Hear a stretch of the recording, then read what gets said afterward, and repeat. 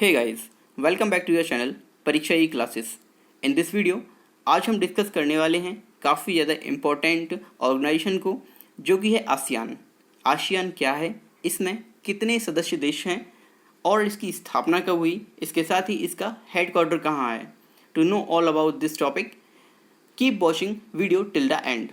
सबसे पहले हम जानेंगे आसियान, इसका पूरा नाम क्या है। तो आसियान का पूरा नाम association of south east Asian Nations है। हिंदी में इसे दक्षिण पूर्व एशियाई देशों का संगठन कहा जाता है। ये एक क्षेत्रीय संगठन है जो एशिया प्रशांत के उपनिवेशी राष्ट्रों के बीच बढ़ते तनाव और उनके बीच राजनीतिक और सामाजिक स्थिरता को बढ़ावा देने के लिए स्थापित किया गया था। आसियान का जो मोटो है, आदर्श वाक्य है, वो है one vision, one identity and one community. ASEAN की स्थापना 8 अगस्त 1967 को थाईलैंड कंट्री की जो राजधानी है बैंकॉक, वहाँ पर की गई थी और 8 अगस्त को ही हम आसियान दिवस के रूप में भी मनाते हैं। आसियान का सचिवालय इंडोनेशिया की कैपिटल जकार्ता में स्थित है। आसियान में जो सदस्य देश शामिल हैं उनकी संख्या वर्तमान में 10 है, जिन्हें हम डिस्कस करते हैं। सबसे पहले Indonesia, Malaysia, Philippines, Singapore, Thailand, Brunei, Vietnam, Laos, Myanmar और कंबोडिया। ये कुल 10 सदस्य देश हैं वर्तमान में, लेकिन इसकी स्थापना के समय इसमें केवल 5 देश शामिल थे, जिन्हें हम फाउंडर कंट्रीज भी कहा जाता है। थाईलैंड, इंडोनेशिया, मलेशिया, फिलीपींस और सिंगापुर, ये इसकी स्थापना के समय शामिल थे। देखिए, आसियान के जो वर्ष के अनुसार घटनाक्रम है, कुछ जो डेवलपमेंट्स या इवेंट्स आसियान में हुए हैं उनको जानेंगे। तो वर्ष 1967 में तो इसकी स्थापना हुई थी। बैंकॉक घोषणा पत्र या फिर आसियान घोषणा पत्र से कहा जाता है। इसमें इसके जो संस्थापक देश शामिल थे, जिन्हें हम डिस्कस कर चुके हैं, इंडोनेशिया, मलेशिया, फिलीपींस, सिंगापुर और थाईलैंड। अब वर्ष 1995 में दक्षिण पूर्व एशिया, इस एरिया को, इस पूरे रीजन को परमाणु मुक्त क्षेत्र करने के लिए एक एग्रीमेंट किया गया। वर्ष 1997 में आसियान विजन 2020 इसको अप्लाई कर दिया गया, लागू कर दिया गया। इसके अलावा वर्ष 2003 में बाली कॉनकॉर्ड द्वितीय, इसको भी अप्लाई किया गया। वर्ष 2007 में सेबू घोषणा ये की गई और वर्ष 2008 में आसियान का जो चार्टर एक्ट था उसे अप्लाई या लागू कर दिया गया। वर्ष 2015 में आसियान समुदाय या आसियान कम्युनिटी का फॉर्म किया गया। ये कुछ रिसेंट घटनाक्रम थे जो आसियान के संदर्भ में हुए। आसियान समुदाय के स्तंभ। आसियान जो कम्युनिटी है, इसके 3 पिलर्स हैं, जिसमें पहला है आसियान राजनीतिक सुरक्षा समुदाय, दूसरा है आसियान आर्थिक समुदाय और तीसरा आसियान सामाजिक सांस्कृतिक समुदाय। आसियान का उद्देश्य क्या था, इसका स्थापना करने का क्या उद्देश्य था, मेन रीज़न क्या था, ये आज हम ये डिस्कस करेंगे। इसमें दक्षिण पूर्व एशियाई देशों में आर्थिक विकास, सामाजिक प्रगति एंड कल्चरल डेवलपमेंट, इसको बढ़ावा देना, ये इसके कुछ मेन ऑब्जेक्टिव्स थे।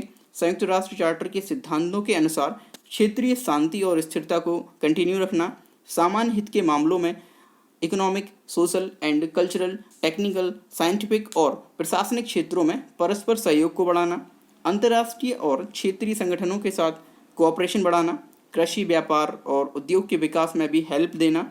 इसके बाद शिक्षा, तकनीकी ज्ञान, वैज्ञानिक क्षेत्र में पारस्परिक सहयोग को बढ़ाना, ये इनके मेन ऑब्जेक्टिव्स थे आसियान को फॉर्म करने के, आसियान को स्थापित करने के। नाउ आसियान की कुछ संस्थाएं या इंस्टीट्यूशंस भी हैं। देखिए, आसियान में सदस्य देशों के जो नाम हैं उनके अंग्रेजी भाषा में लिखने पर उनके पहले अक्षर के क्रम के अनुसार एवरी ईयर इनकी जो अध्यक्षता है वो परिवर्तित होती रहती है।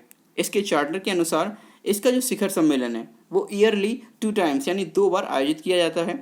अब देखिए, आसियान शिखर सम्मेलन इसका एक इंस्टीट्यूशन है। ये आसियान की सबसे बड़ी संस्था है और इसी के द्वारा नीतियों और उद्देश्यों को तय किया जाता है। दूसरा इंस्टीट्यूट है आसियान मंत्रालयिक परिषद। आसियान शिखर सम्मेलन, इसको सहयोग या हेल्प करने के लिए 4 मंत्रालयिक निकायों का निर्माण किया गया है, जिनको आसियान मंत्रालयिक परिषद कहा जाता है। उनमें ये 4 शामिल हैं: आसियान समन्वय परिषद ACC, आसियान राजनीतिक सुरक्षा समुदाय परिषद, आसियान आर्थिक समुदाय परिषद और आसियान सामाजिक सांस्कृतिक समुदाय परिषद। ये जो 4 मंत्रालय हैं, ये आसियान शिखर सम्मेलन को हेल्प करते हैं उनकी नीतियों के निर्धारण में और उनके उद्देश्यों को पूरा करने में। इसके अलावा आसियान के कुछ फोरम्स भी हैं। तो देखिए, पहला जो फोरम है वो है आसियान क्षेत्रीय मंच ARF।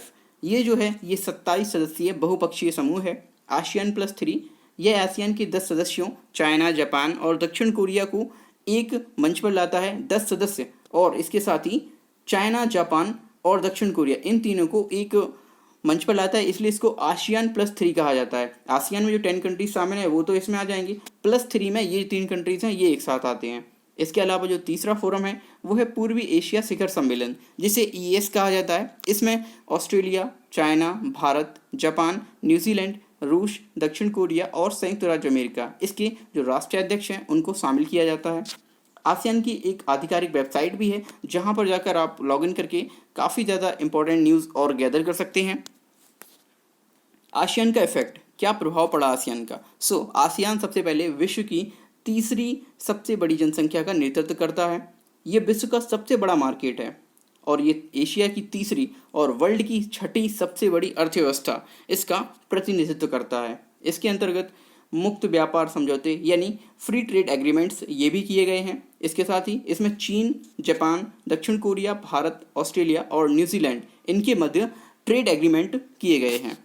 इन दिस वीडियो आज हमने डिस्कस किया आसियान को, आसियान कंट्रीज़ को, इसमें कौन कौन सी कंट्री शामिल हैं और इसकी कौन कौन सी इंस्टीट्यूशंस हैं। आपने इस वीडियो में जाना टोटली आसियान के बारे में। वीडियो आपको कैसा लगा प्लीज़ हमें कमेंट्स में ज़रूर बताएं। वीडियो को लाइक, शेयर और चैनल को सब्सक्राइब करना बिल्कुल भी ना भूलें। Thanks for watching this video.